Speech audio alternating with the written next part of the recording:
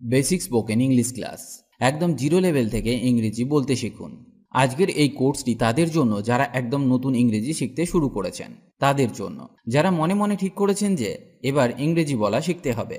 এই কোর্সটি তাদের খুব কাজে আসবে। আমি 15 দিনের বেসিক ইংলিশ স্পিকিং কোর্স করাবো। আশা করি এই কোর্সটি শেষ করলে আপনি ইংরেজি বলতে শিখে যাবেন। এখানে আমি আপনাকে শেখাবো ইংরেজি বলতে গেলে যেগুলি সবার প্রথমে জানা উচিত, মানে যেগুলি না জানলে ইংরেজি বলা সম্ভব নয়।